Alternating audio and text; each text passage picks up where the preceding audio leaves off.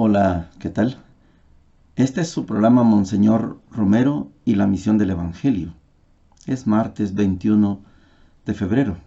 Es nuestro último día del tiempo ordinario que vamos a estar estudiando en esta primera etapa, porque mañana es miércoles de ceniza y nos corresponde un estudio de 40 días, ya no de manera correlativa como hemos venido estudiando el Evangelio y la primera lectura, sino a partir de los tiempos fuertes como la Cuaresma, como la Pascua, el Adviento, la Navidad, la Pascua de Navidad. Entramos en un estilo de estudio temático. Vamos a partir de mañana a tener lecturas diferentes, no correlativas, sino conforme se vayan dando los acontecimientos. En la primera parte de hoy vamos a seguir escuchando la homilía de Monseñor Romero, esta homilía del 30 de diciembre de 1979. Estamos en el segundo pensamiento que hemos dicho que el Monseñor Romero tituló esos pensamientos según el orden, la familia, la iglesia doméstica. Y esa familia como iglesia doméstica, para el segmento de hoy, vamos a darnos cuenta cómo Monseñor invita a que donde quiera que estemos, en la profesión que tengamos, cualquiera que sea el trabajo que Dios nos ha encomendado, en ese lugar y con esa profesión y con ese trabajo, hagamos presente, usted y yo, hagamos presente a Dios. No lo dejemos en casa, no lo dejemos en el templo, llevémonos a Dios. Por eso, fíjese que yo extraje de esta homilía el segmento de algo que para mí es bien bonito, como lo plantea Monseñor Romero. La misa del laico. Una cosa es la misa que celebra el sacerdote en el templo, en la comunidad. Una cosa es la misa sacerdotal ministerial. Y otra es la misa que hacemos o hacen ustedes, en este caso que son laicos, en su trabajo. El pensamiento para hoy de Monseñor Romero, la frase del día, dice lo siguiente: cuando yo pienso en esta muchedumbre de la catedral y a través de ella las comunidades que están en reflexión, ¿cuántas maneras de ganarse la vida? Unos son profesionales en su fe de abogado, o en su consultorio médico, o en su casa donde trabajan sus proyectos de ingeniero. Otros son obreros en diversas fábricas. ¡Cuánta habilidad en las manos de ustedes! Otros son empleados, otras señoras del mercado, otras trabajan al servicio de una familia o son niñeras. Otros son jornaleros, siembran la milpa, llevan el arado. Todo eso es la misa del laico.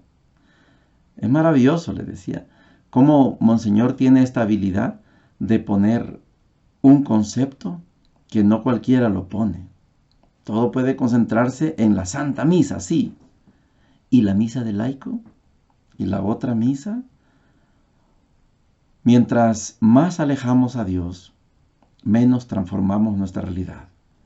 Mientras más traemos a Dios a nuestra historia, a nuestra vida, más llenamos de Dios y más transformamos la realidad. Esta es la enseñanza que nos da Monseñor Romero en este segmento de la homilía del 30 de diciembre de 1979. Oigamos a Monseñor. La comunidad cristiana no se debe negar a encarnarse en la realidad del pueblo.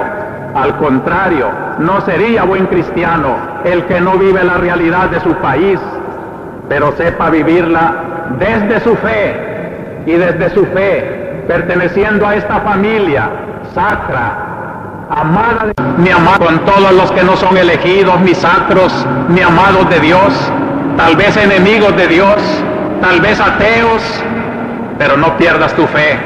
Tú no eres un ateo, tú no eres un criminal, tú no debes prestarte a una violencia que vaya contra tu conciencia.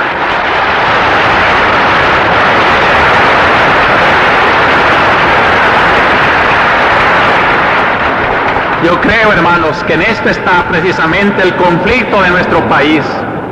en que todos los salvadoreños son bautizados, pertenecen a este pueblo sacro, pero en la práctica se olvidan. Por eso las comunidades eclesiales de base en nuestro tiempo están tratando de despertar el verdadero compromiso del bautismo y sentir el orgullo santo de pertenecer pues a este pueblo elegido de Dios, pueblo sacro y amado. Y de allí deriva San Pablo los deberes de este pueblo y de todos sus miembros, cuando les dice, como uniforme del pueblo de Dios, revestidos de la misericordia entrañable, la bondad, la humildad, la dulzura, la comprensión, sobrellevaos mutuamente y perdonaos cuando alguno tenga quejas contra otro. El Señor os ha perdonado. Haced vosotros lo mismo, y por encima de todo el amor, que es el ceñidor de la unidad consumada. Que la paz de Cristo actúe de árbitro en vuestro corazón. A ella habéis sido convocados en un solo cuerpo. Este es el gran privilegio de los cristianos, llevar este uniforme de virtudes y estar convocado a ser un solo corazón con el corazón de Cristo. Por eso no puede compaginarse con el sentido auténtico del cristiano muchas estrategias que al cristiano le van a pedir en sus compromisos de la tierra. Sepan entonces ser honor de su familia, del pueblo de Dios. Así se convierte nuestra familia iglesia y nuestra familia humana en un culto espiritual al Señor, cuando San Pablo nos dice, celebrad la acción de gracias. La palabra de Cristo habita entre vosotros en toda su riqueza. Enseñaos unos a otros con toda sabiduría. Exhortaos mutuamente. Cantad a Dios. Dadle gracias de corazón con salmos, himnos y cánticos inspirados. Y todo lo que de palabra o de obras, sea todo en nombre de Jesús, ofreciendo la acción de gracias a Dios Padre por medio de Él. Qué hermosa descripción de lo que son ustedes los laicos en el mundo, sacerdocio del bautismo. Por el bautismo todos ustedes, familia de Dios, celebrar su misa en el mundo. Ustedes celebran misa, aquí la ha dicho San Pablo, ¿cuál es la misa del laico? Todo lo que hagáis, hacedlo en el nombre del Señor Jesús. ¿Qué es lo que hace un laico? Es maravilloso. Cuando yo pienso en esta muchedumbre de la catedral y a través de ella las comunidades que están en reflexión, cuántas maneras de ganarse la vida. Unos son profesionales en su bufete de abogados o en su consultorio médico o en su casa donde trabajan sus proyectos de ingeniero. Otros son obreros en diversas fábricas. Cuánta habilidad en las manos de ustedes. Otros son empleados, otras son señoras del mercado, otras trabajan al servicio de la familia o son niñeras, otros son jornaleros, siembran la milpa, llevan el arado.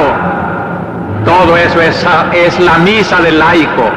Por eso cuando el sacerdote servidor de ustedes, pueblo sacerdotal, recoge todo eso en el momento de la misa eucarística, hace algo que solo él puede hacer, su oficio, pero es para darle sentido a todos los oficios de ustedes. Recibe este pan, fruto de la tierra y del trabajo del hombre. Y allí que la misa del domingo no la celebro yo solo, ni solo con los sacerdotes cuando celebramos como hoy con el padre Rafael Urrutia. La misa que yo celebro y celebramos los sacerdotes aquí o en cualquier parroquia es la misa de todos ustedes, de los que asisten a misa para ofrecerle a Dios el trabajo de la semana, las preocupaciones, las angustias, en todos los campos.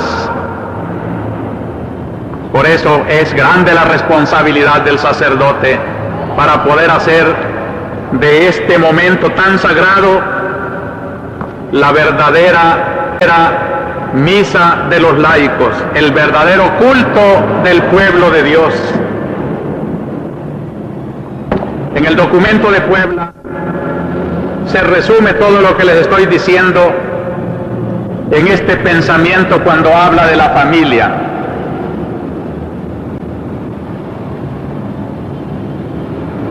Dice: la pareja santificada por el sacramento del matrimonio es un testimonio de presencia pascual del Señor.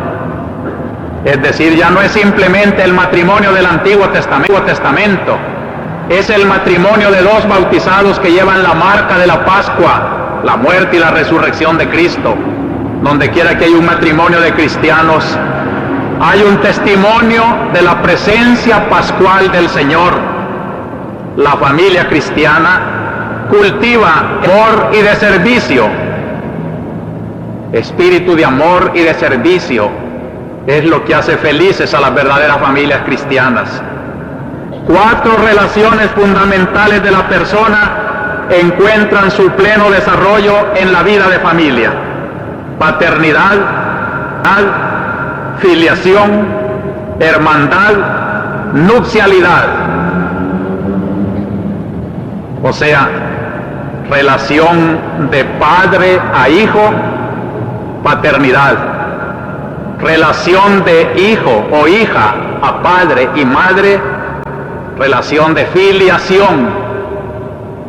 Relación entre los nacidos del mismo matrimonio, hermanos, hermandad. Y los 2 principios de la familia, el esposo y la esposa, relación de nupcialidad. Qué bonita síntesis. Estas mismas relaciones componen la vida de la Iglesia. Experiencia de Dios como Padre. También aquí hay un Padre que nos llama hijos a todos nosotros. Experiencia de Cristo como hermano. Sentimos que Cristo es nuestro hermano en una gran familia del único Padre Dios. Experiencia de hijos con y por el Hijo, unidos a Cristo. Por eso es tan interesante en la comunidad iglesia que se destaque Cristo sobre todo. Cristo es el principal de nuestras reuniones. En torno de Él nos sentimos hermanos y entablamos relación de hijos con nuestro Padre. Y experiencia de Cristo como esposo de la iglesia. Lo que es el esposo y la esposa en el hogar, lo es en la iglesia Cristo y la iglesia.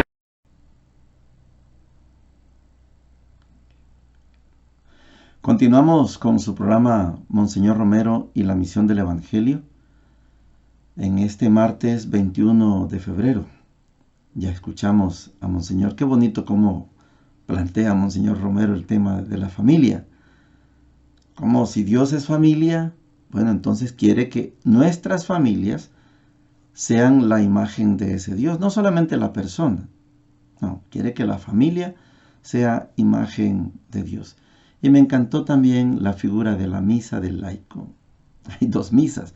La misa del ministro, del sacerdote, del obispo, el arzobispo, el papa, cardenal. Es una misa.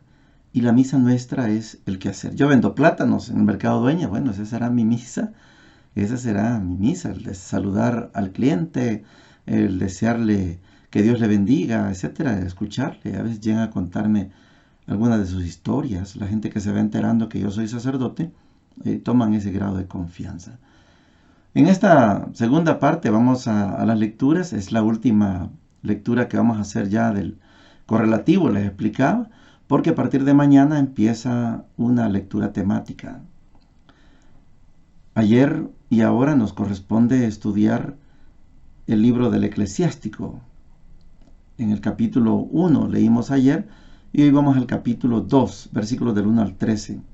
Y dice lo siguiente: Hijo mío, cuando te acerques al temor de Dios, prepárate para las pruebas. Mantén el corazón firme.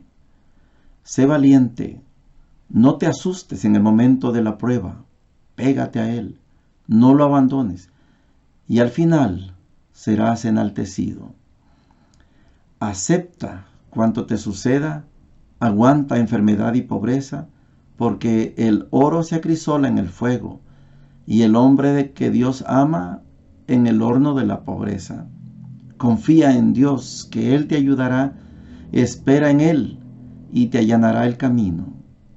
Los que temen al Señor esperan en su misericordia, y no se apartan para no caer. Los que temen al Señor confían en Él. Que no retendrá su salario hasta mañana. Los que temen al Señor, esperen bienes, gozo perpetuo y salvación. Los que temen al Señor amado, y Él iluminará sus corazones. Fíjense en las generaciones pretéritas. ¿Quién confió en el Señor y quedó defraudado? ¿Quién esperó en Él y quedó abandonado? ¿Quién gritó a Él y no fue escuchado? Porque el Señor es clemente y misericordioso, perdona el pecado y salva del peligro. Palabra de Dios. Te alabamos, Señor. La lectura del Eclesiástico le decía ayer, es una especie de escrito, podemos llamarle también homilía, pero que está escrito para que aquel y aquella que escuche aprenda de cómo debe comportarse alguien frente a Dios. Es toda una catequesis, porque el que lo escribe es un catequista, es un maestro eclesiástico. Es un documento para ser leído en la asamblea. Y tiene una característica, ayer les hablaba de que este es un documento que, bueno, es un documento que fue originalmente escrito en hebreo. Pero en el correr del tiempo, como siempre sucede, hubo alguien que lo tradujo del hebreo al griego. Y por ser escrito en griego, Martín Lutero dijo, pues si no está en hebreo, no está inspirado por Dios. Es apócrifo. Pero el original sí es hebreo. Ahora esos estudios se están dando y sabemos que esto es una de las cosas que muchas veces nos dividen como católicos y no católicos. Pero el libro del Eclesiástico es un libro inspirado por Dios. La Iglesia lo tiene desde siempre como un libro inspirado por Dios.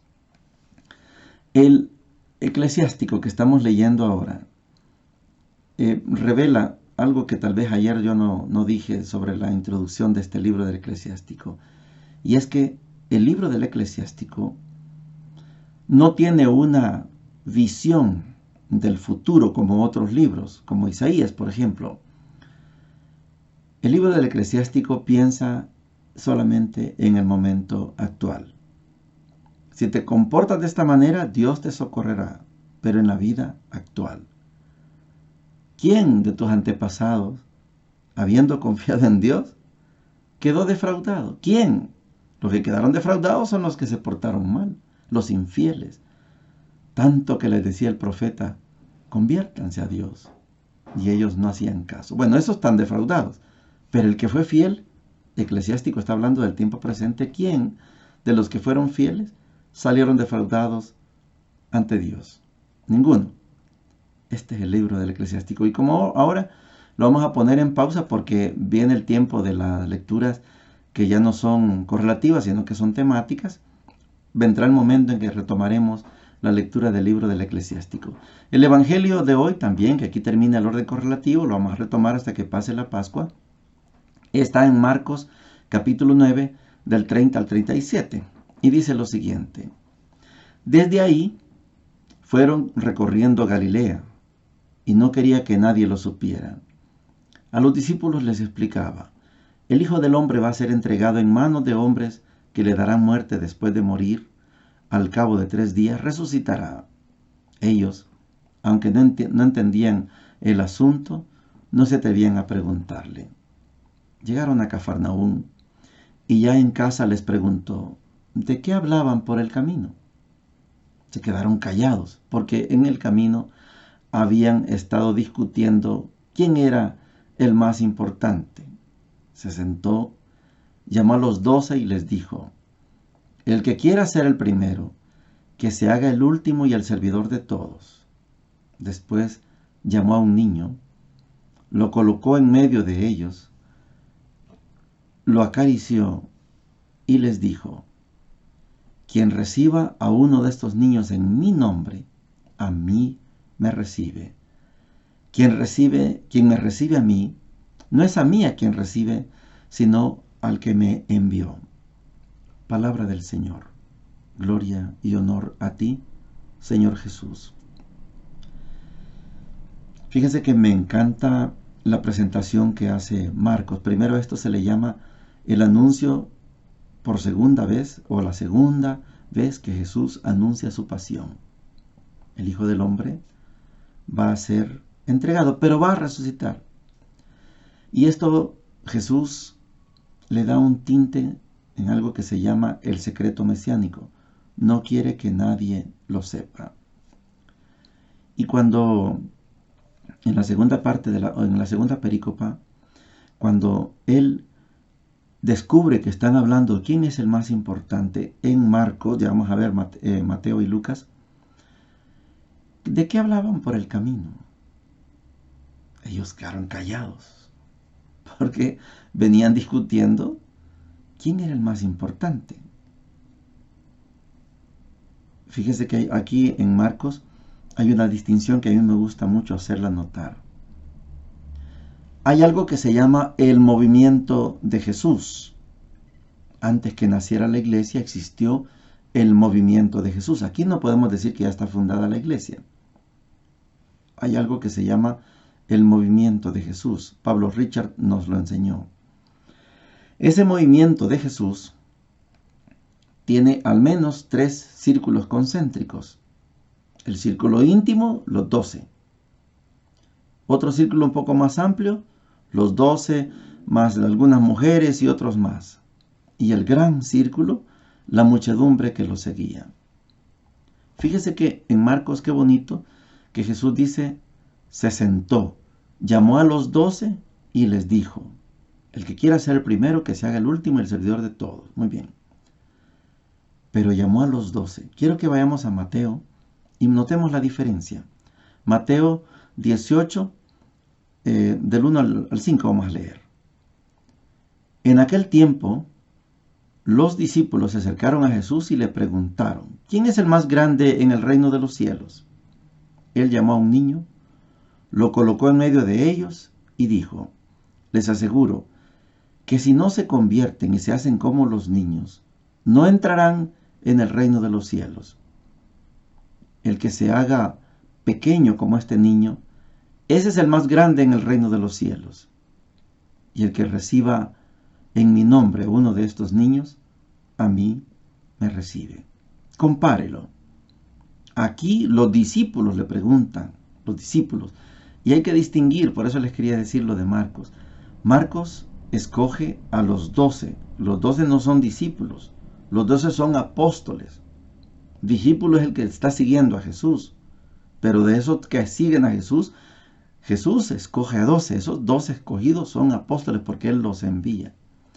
Aquí los discípulos, o sea, no solamente los 12, sino seguramente todos los que están siguiendo a Jesús, los discípulos, los 3 círculos concéntricos, ellos se acercaron a Jesús y le preguntaron: ¿quién es el más grande en el reino de los cielos? Están pensando en el más allá. Mateo piensa en el más acá. El que quiera ser el primero, que sea el último, que se ponga a servir a todos. Es la diferencia. Y cuando en Mateo él llama a un niño y les dice: ustedes tienen que ser como el niño. En cambio en Marcos, si usted lo mira, llamó a un niño, lo colocó en medio de ellos, lo acarició y les dijo: quien recibe a uno de estos, quien recibe, no el que se hace como niño. Este es Mateo, el que se hace como niño es Mateo. Y mire Lucas, qué simple es Lucas, pero profundo, lógicamente, ¿verdad?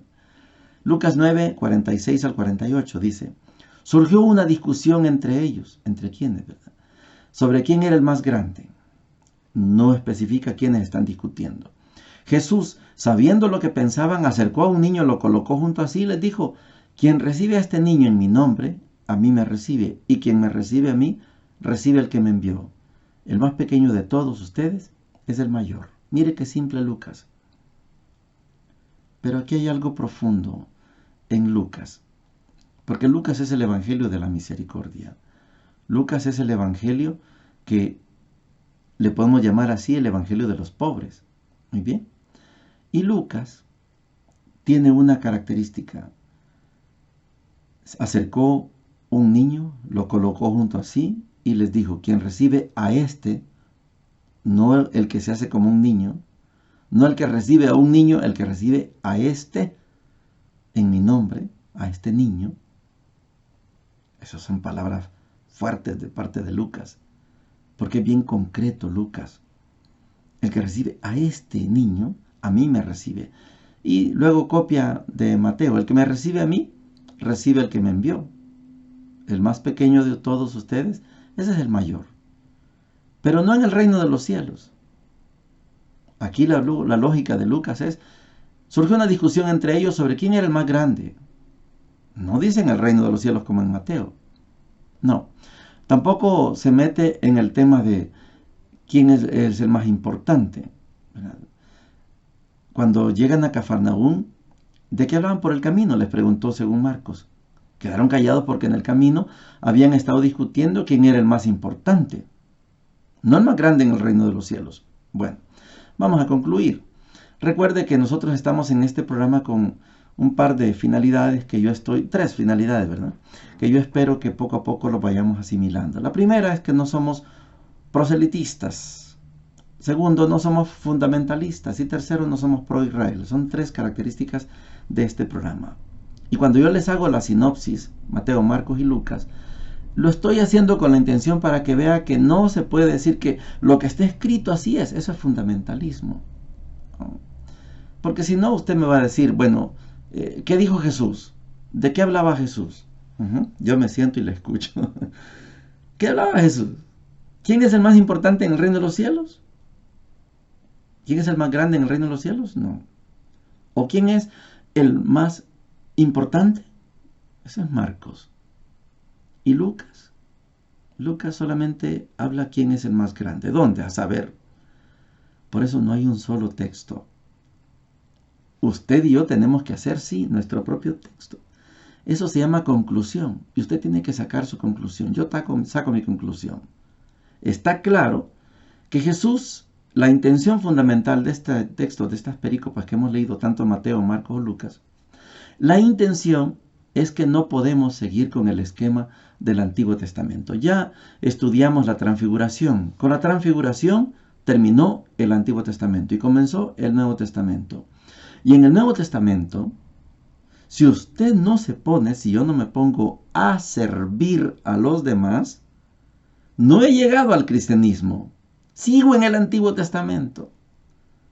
No sé cómo pueden comprender los patronos, los jefes, voy a decir una palabra fea, los gorilas. Así decíamos en aquel tiempo. Los gorilas, ¿cómo hacen? ¿Pueden ser cristianos dominando, presionando, poniendo a todos a su servicio? No sé cómo hacen esos gorilas. No son cristianos. Cristiano es el que sirve. Este es el inicio del Nuevo Testamento. El que no sirve no es cristiano. Sencillo. Si a usted le gusta que le sirvan, no es cristiano. Por lo menos sea coherente y diga: lástima que yo no soy cristiano. Porque a mí me gusta que me sirvan. Yo pago para que me sirvan. No es cristiano.